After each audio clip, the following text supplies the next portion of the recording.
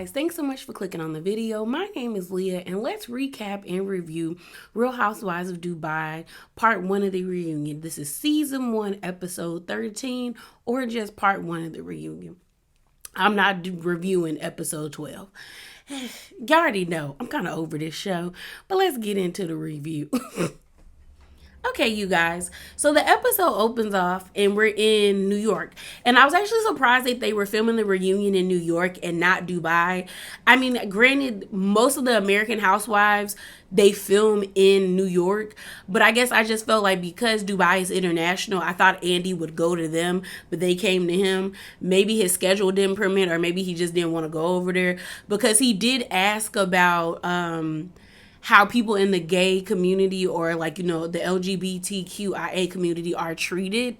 Like, he was very much that's not what I heard, And I can't fault him. I'm not going to go to a country where I've heard negative things and it's not just one person. It's multiple people with very much somewhat horror stories about how they were treated or how they felt in another country. So, protect yourself first. Keep yourself first all the time. That's what it is. It's always going to be. So they open up and they talk about Dubai. They talk about how the community is as it pertains to the queer community. And Brooks and Ayan were basically saying that you can be gay. It's just that you have to be respectful. Even straight couples aren't allowed to have show public PDA. You can hold hands with your significant other, but that's about it. And that's with anybody. And I was like, that's interesting, but that would kind of suck. I also understand them being it's not as dangerous as people perceive it. But that's even here in America. Yes, people are part of the LGBTQIA community aren't it's not illegal for them to be a part of that community or to be gay or a lesbian or trans or all that other stuff. But it doesn't stop people in this country from reacting to them negatively. It doesn't stop them from being discriminated against, bullied, have violent attacks, and even sometimes deadly attacks brought against them just because of who they are or who they choose to be with in a romantic way.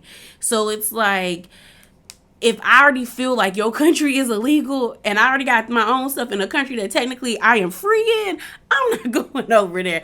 So I don't fault anybody for being yeah, dog. No. So then they talked about how some of the people in the Emirati community did not appreciate Sarah, I guess, being on the show. Pretty much saying that Sarah doesn't really represent a real Emirati housewife. But then Sarah had to explain to them, because I think she said she had to release a statement where they were explaining to them that the Real Housewives series or franchise, it's just that it's not really that it's not as finite as it used to be, where it's you had to be a housewife. A lot of these shows, we have socialites, we have divorced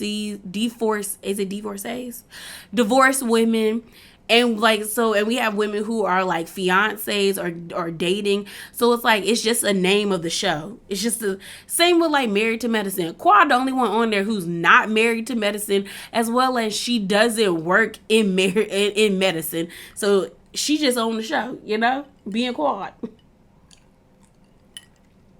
So they continue. They basically went lady by lady, and that is how we're going to go. They first started with Caroline Stansberry, and they did her whole montage. They asked her about Sergio. Sergio still get on my nerves. But they actually asked about, the racist tweet. And granted, I mean, he said the N-word. He basically said every N-word in my crew, this is it. And I did a video on that too. I wasn't taken back by it. I definitely was yeah, you shouldn't be using that word, but I wasn't up in arms or enraged or initially thought he was racist. And I think mainly it was because the thing was done in 2016, and Sergio was 27 at the time. So 2016, he probably would have been 24, 23, I think. Yeah. So, I mean, he's stupid. Sergio gives stupid. Ayan had the best read for him when she was does he even know, has he ever been with a woman? Because he don't know how babies work. Yeah, he's not all the way there. But they talked about it. They basically Brooks talked to Sergio and told him how she wasn't okay with him using the word. It seemed like Ayan and Lisa wanted an apology, but I'm like, y'all not friends with him, so why would y'all think you would get like a direct apology from him? But like Brooks talked to Sergio, and then Caroline talked to him and basically said like, when you're on a show like this, you have to go back and scrub your media. Anytime you think you did something stupid or you think this would be a problem, delete it and move forward. Then Sarah chimed in and Sarah said that like she got her tech team to actually find out like what happened, and it seems like he didn't make the tweet. And it seems like someone like he was like promoting a restaurant, and because at the time he was famous because he was like on Real Madrid's soccer team, that they texted that for him, I guess, to advertise a like, I guess a bar. It didn't make sense to me because he never added the bar in the tweet. So I was just like, why? I don't know. I was just like, okay, that's kind of weird. We then had this conversation about like Caroline getting pregnant. I think it's a stupid idea. And in all honesty, Caroline's 45 years old. Her friends already stressed that like when she had her twins, it put a massive strain on her body. And now she's talking about having a baby for this boy when it's like, for what? For what? And then I mean, like, the thing about it is like I got her reasoning for not wanting to use a surrogate because it's like Sergio would not be a part of that, and it seems to be like he wants to be a part of the whole experience of, you know, watching his wife be pregnant, having these moments with her. And I can't fault him for wanting that, but I guess in Dubai surrogacy is not allowed, so they would have to get someone pregnant in another country, and then when the baby turns, like, when not baby turns, but when the lady actually like gives birth, they then take the child and bring it back to Dubai. So it's just kind of like Caroline said, he would just be like dropping off a baby and going on their merry way, and he does not want that. But I do think it's stupid for her to put her body through this type of stress. And I also think it's selfish for him to expect her to do that when she has 3 other kids of her own, where it's like she should be focusing on them. And I was like, I don't get why y'all can't adopt. Like, I feel like there has to be a way for them to have what they want and still be happy. But I guess, I don't know. I just think it's stupid. Like, you married somebody who's 45, you're 27. If it was that serious for you to have kids, you would have married a woman like in her 30s or somebody in their 20s. And I mean, I know women in their 40s can still get pregnant, but like you should have probably married somebody who was in their 40s and still wanted to conceive and have children. That's just my thing. So they talk about that. And oh, they also like someone had a question about Sergio's like what he does. Even I did. I was like, is he? It like what like, because you know some people were like, you know, I would believe Sergio's an escort before Lisa, which I would believe too. But I was just kind of like, what does Sergio do? Because he has too much free time. Well, we find out he trades in like Bitcoin and crypto. That to me is not a real job. The reason why it's not a real job to me is like when I found out, I remember it was during the summer because now it's fall. I had my first pumpkin latte today. So it's fall, y'all. But um when that crash happened, I think with one of the crypto sites or one of the Bitcoin sites, and like all those people's whose like life savings was like wrapped up into Bitcoin and crypto, and technically they were like, you can't really do nothing about it because it's not regulated currency like that. So banks really didn't help. I was just like, hell no. I need something more concrete. So then Caroline was basically saying how, like, you know, wakes up at 4 a.m. and he trades. And, you know, I don't really understand it. But for my birthday, he gave me a large sum of money to put down on our home. And I was like, okay, cute. They then brought up the whole soccer thing because Ayan chimes in and was like, girl, he doesn't play soccer. I never seen him play. And what we find out is that, like, he was just a bench player. And Ayan didn't understand that, like, even as a bench player, you still get paid for being on the team. You have to show up to practices and things of that nature, so you still get money. And that's where I feel like Ayan oversteps, is because she's too quick to, like, get a dig in there and do a read because she knows she's the fan favorite and everybody loves her. And I'm just like, Ayan, like, if you don't understand it, then don't speak on it. Because once they explained that, like, oh, he was a bench player, and Andy even had to tell her, like, even though he's a bench player, he would still get paid. Because it's like, even in football, like American football, not everybody that's on that field plays. I think normally on a football team, it's like 50 or like 30 or 40 athletes or something like that. Y'all can tell I don't be doing sports. But like there's only like maybe 8 or 9 players on the field, and they normally only let their best of their best play on the field like that. So I was just like, Ayan, hush. Like, hush for a minute. So then they get on to Brooks. And Brooks kind of had like a moment watching her reel where she was just kind of like taken aback, but like happy to see it. And she basically was saying like just a lot of emotions.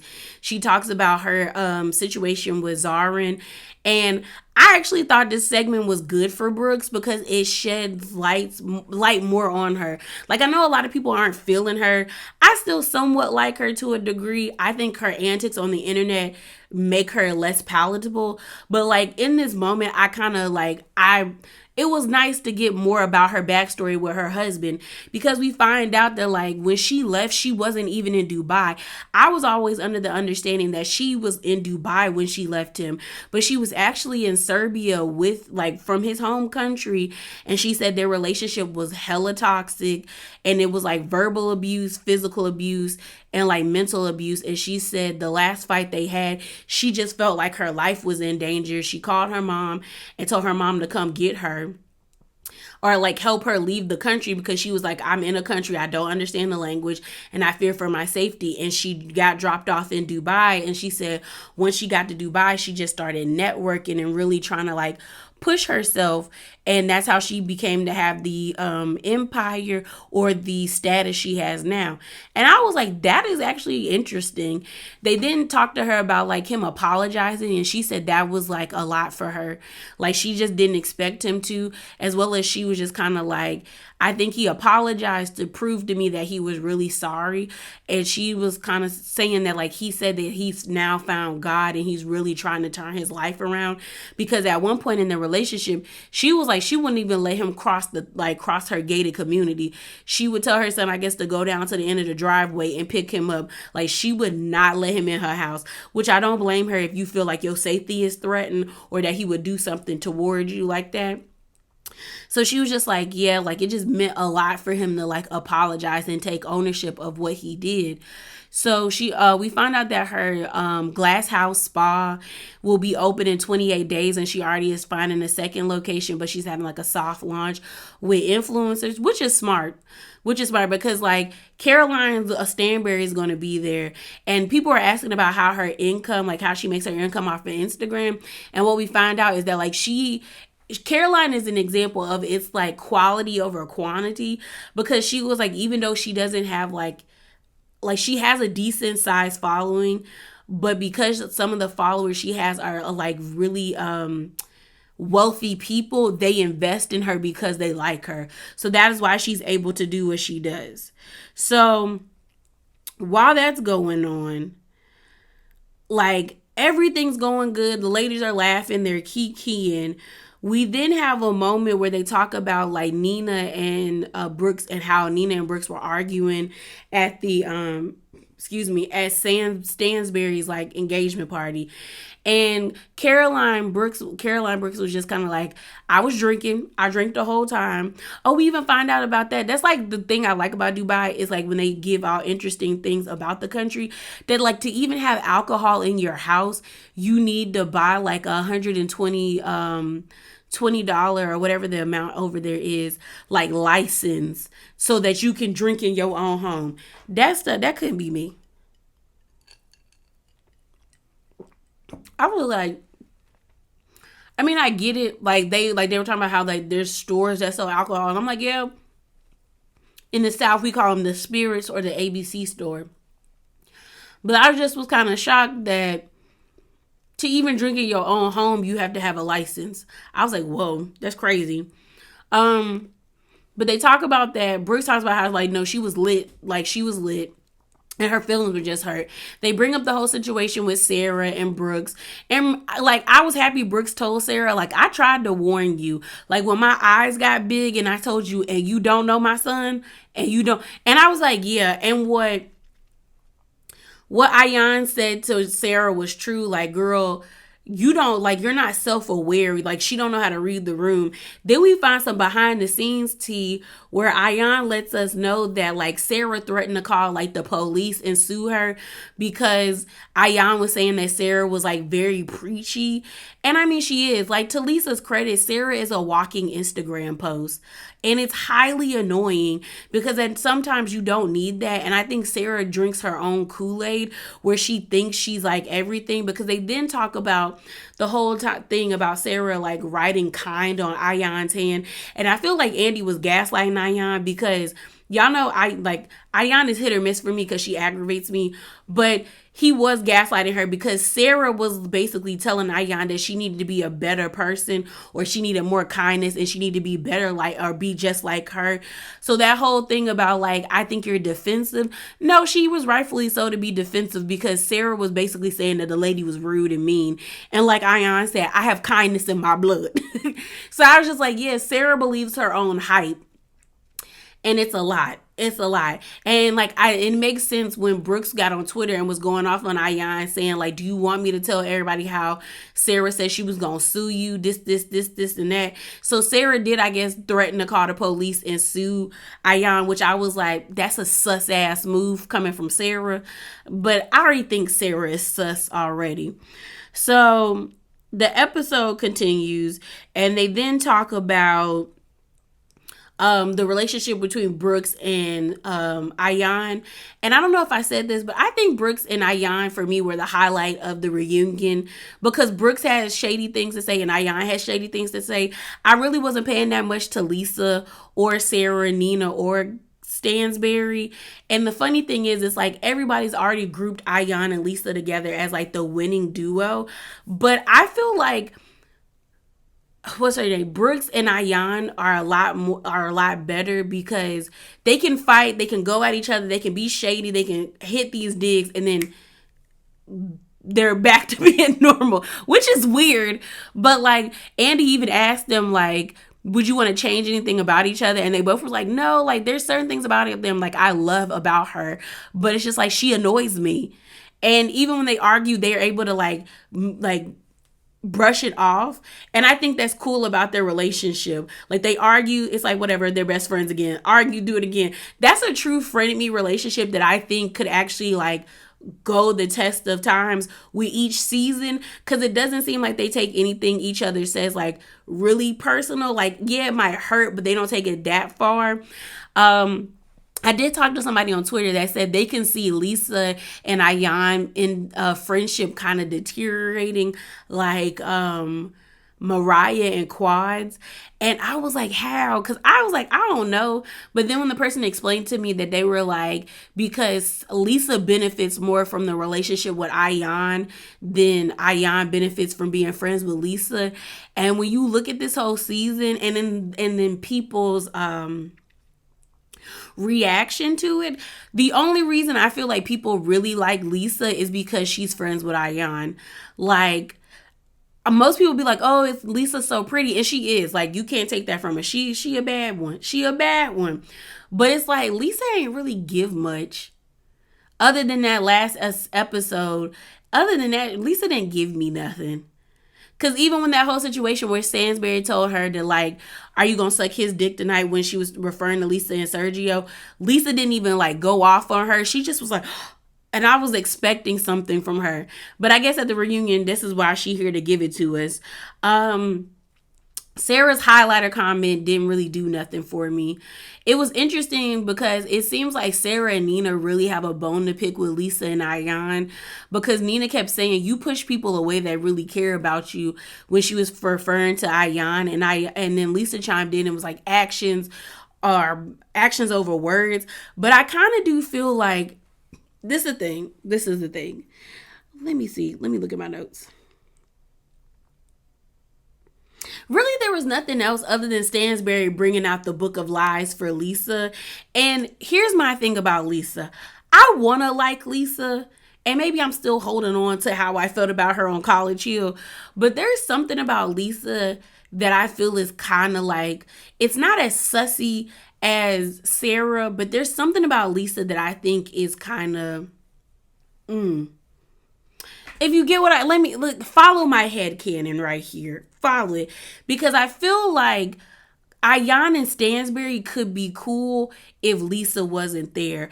I think the beef between Lisa and Ayan, no, not Lisa and Ayan, Lisa and Stansberry is kind of what stops Ayan from getting cool with Stansberry. And I actually have like a Twitter mutual who's really cool.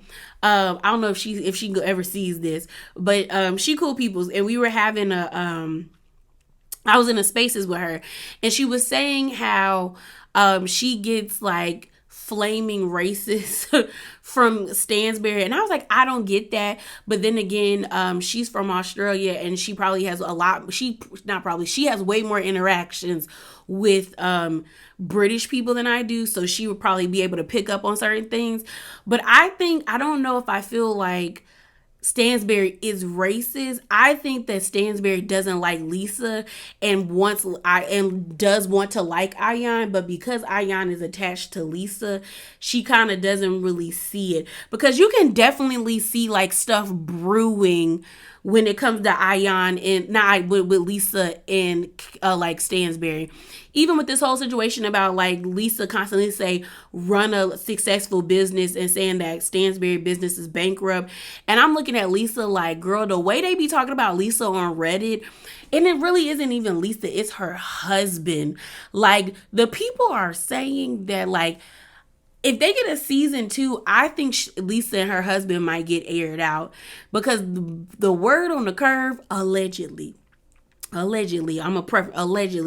is that he really isn't a financier the way he says he is. Like, on the Reddit streets, they were saying how supposedly people in Dubai have been questioning like her husband's legitimacy and his being a part of these corporations and being an accountant for them for like years, and him being on this show, I guess, rubbed some people the wrong way and kind of had people's like antennas pop up to be like, something's not right, because supposedly in order to like, you're supposed to be licensed, and your license is supposed to be for the public to like view, and people can't find her husband's license, allegedly. I don't know if it's true, but I feel like if they get a season 2, that's going to be a topic of conversation. So I'm looking at Lisa like, you might want to tread lightly with like bringing up your business so much, because if your husband gets exposed, they might start digging into your stuff. So be careful, sis. But I actually talked way more than I expected.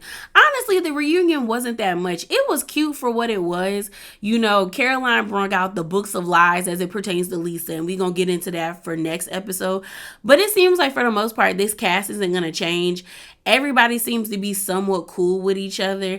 I did find it odd that people were online upset that Stansberry brought out her book of lies for Lisa, but like y'all was going up for the bird killer on Potomac for her binder. That's basically what, like, Stansberry's doing the same thing she did. Y'all just don't like Stansberry, so y'all find it to be like tired, but y'all go up for what she did. And then some lady gonna hop in my comments talking about one has facts, the other has lies. What facts did old girl produce on those ladies, other than that tired tea about Giselle, which we all knew about? So it really wasn't that much. But yeah, y'all, I kind of think I was all over the place, but you get my drift. Really not much really happened on this episode. I think next episode would be better, but remember to be bravely authentic and drop down in them comments below. Deuces.